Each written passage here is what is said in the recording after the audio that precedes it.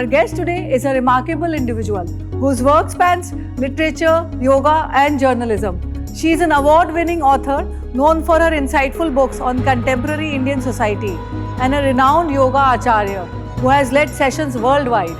Named one of the BBC's 100 most influential women, she is a dynamic force in both wellness and social advocacy. Let's give a warm welcome to our guest, Ira Trivedi. Welcome, Ira. Welcome to our show. We are honored to have you here. Namaste. So happy to be here. Been looking forward to this day for Same so many here, months. Same here, especially because you're a yoga lover. It's just amazing. Yes. So happy to be here. Ira, out of all the books which you have written, which one holds a special place in your heart as your personal favorite? I've written several books now, 11, 12. They've been novels, non-fiction, children's books, books on yoga. I must say that the most easy and natural books have been the books on yoga. Like especially that I have a book on Om the Yoga Dog. It's a small dog who does yoga. It's a children's book. That book, I wrote it in hours and it was published around the world with such applaud. And I thought to myself, my gosh, this book that just came in a state of flow has done so well. Many of my yoga books have been like that. They've just come in states of flow in such ease and they've created a great impact. Then there have been the other ones that have been so difficult. India in Love took me 4 years to write. Really, that book took 4 years to write? 4 years. And 4 years where I was spending a large chunk of my day writing and researching this book. But that book really did give me, it was like a labor of love. Blood, sweat, and tears went into that book. But that, what I felt after the book was also a great sense of achievement and self-accomplishment, that I was able to write this kind of a book, which was so heavily researched, which was really had a true social message in it. And even till today, that book is used by so many, scholars of PhDs, used in so much research, because a book like this doesn't really exist so far, that has looked at India's cultural revolution. So you had to travel also to research the book? Absolutely. I traveled to almost, 15 different states of India, looking at what was happening with love, with sexuality, with India's sexual revolution. Okay, so the India in Love you're talking about. With India's sexual revolution. This was also the time of Nirbhaya, when that incident happened. And that also was really telling of the book, because that was also my thesis.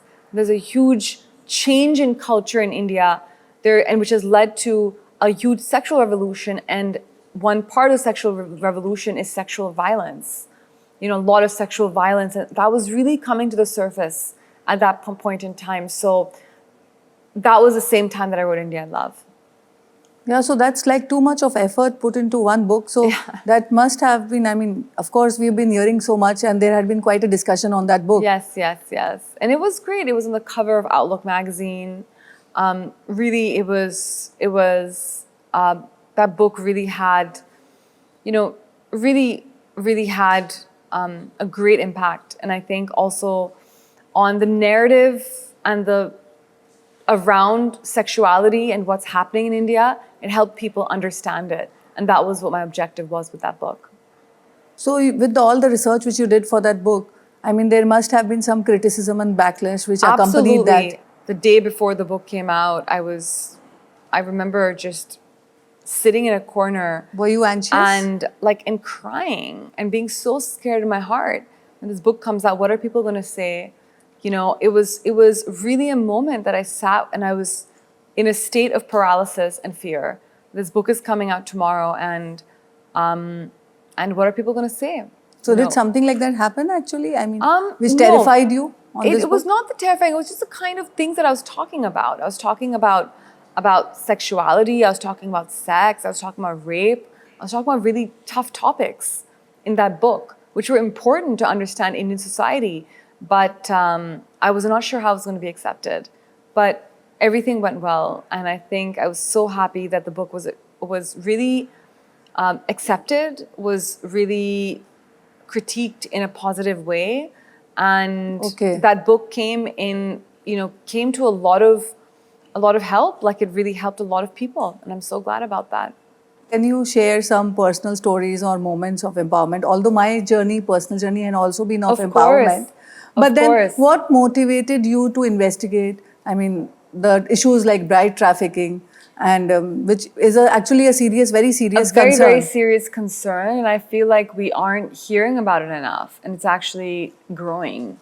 All of these, and just, even abortion, even, female feticide, all of these issues Growing or going down? They're, the data is unclear, but if you go in on the ground, you'll see that these issues are actually becoming worse because technology is increasing. So now there's very easy ways for female feticide.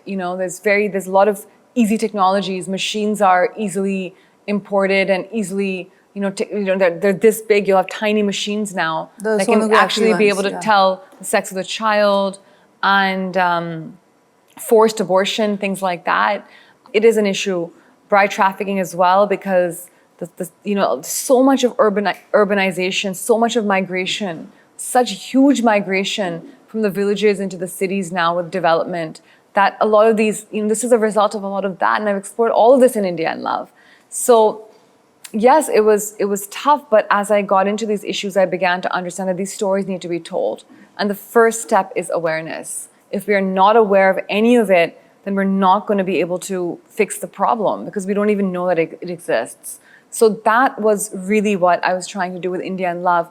And throughout my journey, even with yoga now, really the focus is on creating female yoga teachers. And we saw in our teacher training programs that these women that we would train, they could now go on to Zoom and start teaching the day after they graduated. And that salary that they were making, whether it was 10,000, 15,000, it made them feel empowered. They had an income of their own, which was not of their parents, not of their husbands, but of their own. And they could take that and do what they wanted with it. And that in itself was a really important step in their lives. So the same thesis, the same motivation which I wrote my books, actually now I'm trying to bring that into yoga. And I do think that women make better yoga teachers than men. Exactly. So I also feel so, although I don't want to sound biased. Yes, and even your daughter is a yoga teacher. Yes. That's great. But then why do you think women make a better yoga teacher? They're more compassionate, or? More compassionate. I think just biologically women are teachers. From the moment their child is born, they're teaching them. A child's first teacher is the mother. So, and a mother is a woman. So, Ira, your writings often tackle sensitive issues about gender and society. How do you deal with the criticism and the backlash that sometimes accompanies them? Gosh, there has been a lot of backlash. You have a lot of courage, right from the first book that I wrote, which was about Miss India. And then and I had changed names, but it was very evident who was who. And as we all know, the Miss India is run by a major media house. So I remember even then, right from the first book, always some kind of backlash. And earlier it was really heartbreaking when I saw those reviews or whatever. But then over time, you begin to realize it's all noise. It's all noise. Newspaper, it's there today, gone tomorrow. Just like an Instagram post or anything, So you begin to realize that in the journey of life, they're not even commas. Comma se bhi chota hota hai ye. So There's an old movie dialogue, if you remember. Badnaam honge to naam to hoga.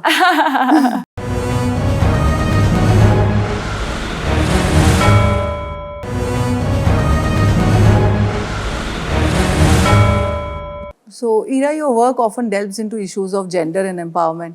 How do arranged marriages intersect with these broader societal concerns, particularly for women? Marriage is the number one responsibility of an Indian girl. I think, unfortunately, that still exists more than anything else. And that's why the number of women entering the workforce is so low. In India, the number of women in the workforce is at par with countries like Sudan, Tanzania, like really underdeveloped countries. And that's because of marriage. Because here, for every Indian girl, it's like her first responsibility is to get married, not to work or not to become independent financially, mentally, or emotionally. I think that's still a problem. I actually feel like there should be a law that women cannot get married before the age of 25. When we talk about marriage, the changes which we are seeing in the society, we also talk about the AI, how is it is affecting the kind of workspace everywhere. So do you think the yoga teachers would be replaced by AI someday? I think a touch of a teacher is still really beautiful. I think AI will make it easy for yoga teachers. How? You know, yoga, because just, for example, creating protocols, personalization for students, and being able to give personalized, because yoga is also every body is different. You know, it's not one size. Yoga is Correct. not one size It's very fits all. customized. It is very customized and personalized, and I think AI will be able to help with that. Be able to customize yoga for every single body as per the requirements, like nutrition. What may be 1 calorie for you is Yes. not 1 calorie for me, actually. It's not the same. Not at all. Not at all, actually. because everyone's metabolism is different, everyone's constitution is different. So that's what I think AI is going to help with. It's going to help customize yoga for bodies. And that's a great thing. So you said that discipline is a very important component for practicing yoga. I mean, I think discipline is something important. So what discipline are you talking about when, I mean, or the message which you want to give to other women as a part of an empowerment, financial empowerment, about exercising on their wealth, on a long-term investment, or how do you deal with the wealth? So I always say कि आप एक अच्छी आदत जब adopt कर लो तो आपकी जितनी भी बुरी आदतें हैं वो चली जाएंगी. And that is a habit of a yoga practice, because that habit, that discipline of waking up every morning and getting on the yoga mat is the best decision that you've made all day. It's the best thing for your body, it's the best thing for your mind, and it's also the best thing for your soul. And वही जो आप चीज़ शुरू करोगे, उसके ही इतने magical responses आएंगे. और ये तो, meaning this is what people have been saying for thousands of years. Thousands and thousands of years, and now across the world people are saying it. Yes. Meaning आप जग जगह जाओ यहाँ पे, from New York City to Tokyo to Switzerland to even Africa, Morocco आप जाइए, वहाँ पे इतने अच्छे अच्छे योगा studios, सब लोग योगा कर रहे हैं और सब लोगों को यही same results मिल रहे हैं. But how do you apply the same discipline to your wealth management? So when it comes to wealth management, I think that once you start building discipline in your life, that same discipline will go into food habits, will get into your wealth management. Your life becomes streamlined. And financial management is such an important part, especially for women. Yes. Especially for women, because it's disregarded. You know, and for such a long period of life, you just remain, you know, don't even think about it. Like even for me, I remember in my early 20s, I would not even file my taxes. Whoa. You know, I would not file my tax returns. But were you And started working by that time? I would get income. I would have income. And if I'd filed my return, I would be getting money back. Okay. I would be getting money. Okay, the refund of the tax. I would be getting refund. Yes. But फिर भी नहीं किया, इतने सालों से नहीं किया. Okay. So small things like this, you know, it's so important to educate people on the basics of, you know, and I really feel कि सबको स्कूल में ही एक कोर्स होना चाहिए कि टैक्सेस क्या होते हैं, आपको क्यों करना चाहिए और उसका क्या होता है. You know, just not even taxes, basic financial management. कि once you graduate from here, you know, once you start earning an income, what you should be doing after school or college, then how do you allocate your money and how do you start planning for your life? So because financial planning for so many people, it's why they go to work every single day and spend most of their life earning money. And how do you manage that money? That should be taught to every single person. Ira, it is a difficult question, but where do you feel stronger sense of achievement, as an author or as a yoga professional? Gosh, they're so different. You know, they're so different. And again, it comes down to choosing one of which child will you choose. Yes. But then you know, at the moment, the need of the world is yoga. Okay. I feel. Really, because life is moving very fast. There's so much toxicity in our environments. So the need of almost every human being is yoga. So I'm spending a lot of my time in this space. Earlier, a few years ago, it was all writing. But I feel that now what I do is also met with the demands of the world. You know, what the world needs today, I'm going to be at that place. Actually, the world needs more of yoga, knowledge imparting here and there. That too. And the correct yoga technique. Basically, people do also, some people do, but Absolutely. then didn't follow the proper process of the breathing. Breathing is a very important thing, Absolutely. which we all miss. Absolutely. So I think now, you know, now I'm blending in the writing to support the yoga, But Okay, that's the journey right nice. now. Let's see what happens. That may flip in a few years. So just following the stream of life. But your whole journey has been very inspiring so far and would continue to be so, I'm sure. I mean, Thank you so much, the Divya. words are falling short, So- but then so much of admiration for you. Thank you so much, Divya. Same to you. You know, you're doing such a wonderful job, and your own story is so inspiring. And I hope many women follow your path and the knowledge that you've been imparting. Thank you. That's like something which would motivate me to do further. Absolutely. All right, Ira, we have covered some serious grounds, but now it's time to lighten up things and have a bit of fun. Welcome to the Get Quirky with Divya segment. Ready for some rapid fire questions and peek into your fun, quirky side? Yes. So, Ira, the author or Ira, the yoga professional, who do you like more? Yoga professional at the moment. Surya Namaskar or Shavasana? God, that's a tough one. Shavasana. Mera bhi Shavasana, yes. Shavasana. What's the most unconventional place you've ever practiced yoga? On a private jet. Really? Yes. ये सच है? Yes, ये सच है. Videos भी है. Which Bollywood movie do you think best represents contemporary Indian society? Queen, made by my husband. Wow, you भी publicity है. I'm sure you must be watching the show. Can you tell us one thing about yourself that we don't know? I love chocolate and I eat quite a lot of it. Contrary to what I would imagine for a yoga teacher, but I love really, really good dark chocolate. Wow. What's your most used emoji? It is an orange heart. Not a red heart, but an orange Why color. orange heart? Saffron heart. Little yogic. Citrus heart, vitamin C. Most exciting date that your husband took you on? Why am I having to think about this for so long? Because it was 10 years courtship. So I know, that's true. It was a 10-year courtship. This was a long time. maybe the first one or after the 5-year break? After the 5-year break. Well, the way he proposed to me was he told me that we're going to I just finished teaching a yoga class and I was wearing yoga clothes. And he says, bus, I have to take you to meet some friends just upstairs. And we go upstairs and there's this entire big, huge arrangement. This is at Soho House, Bombay. And then he proposes to me out of the blue. So that was like a big, Wow. I was just finished taken doing aback. yoga and, just like that. And that's So how were that you happened. in trance or something? I was quite shocked. And I'm not someone who gets shocked easily. So that was that. Apart from yoga and reading, how do you unwind? Sleeping. Shavasana.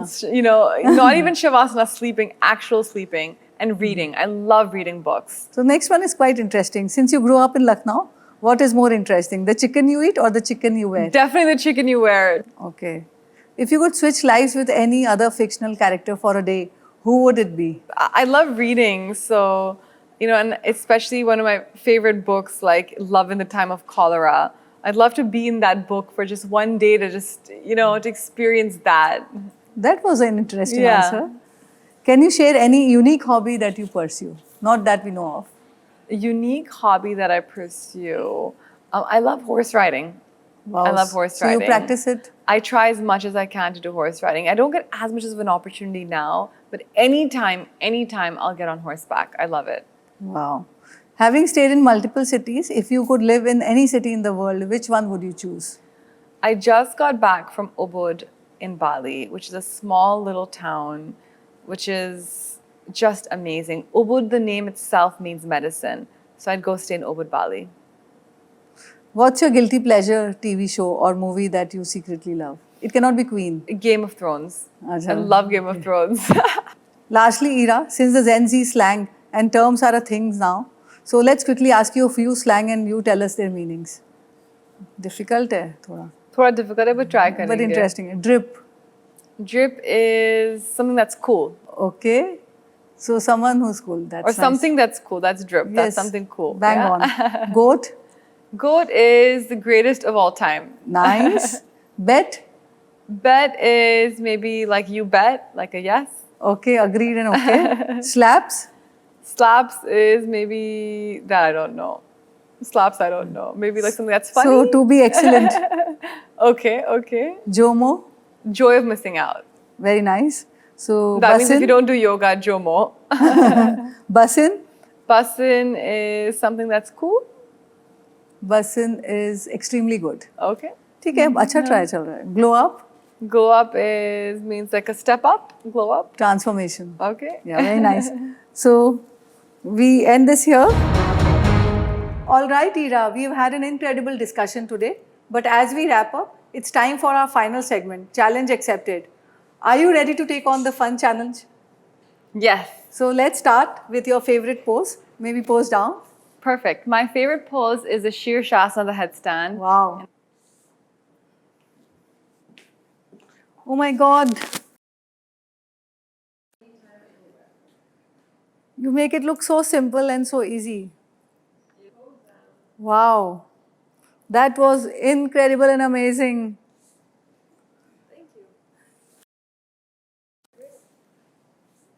Once she nails it, it's your turn. Share your attempts on social media, tag Ira and our show on the reels using the hashtags. And let's inspire each other to push our limits, the challenges on. Let's see what you have got. Thanks, Ira, for sharing your inspiring thoughts with us today. We've got something for you, and it's a cool poster from the show. Mind adding your signature to make it extra special? Of course. Come on, let's go. So this one is for you. And Wow. I love it. Thank you. Great. that's it? That's Some it. message? Wow, so simple and nice, so organic. Thanks, Ira, for joining us. Your journey is truly inspiring and actually an eye-opener for all of us. So I'm sure the viewers out there are also energized and motivated the same way as I am today. Thank you, Divya. Thank you so much. Thank you. That's all for this episode, folks. Keep challenging yourself, stay motivated, and tune in to next time for more inspiring stories.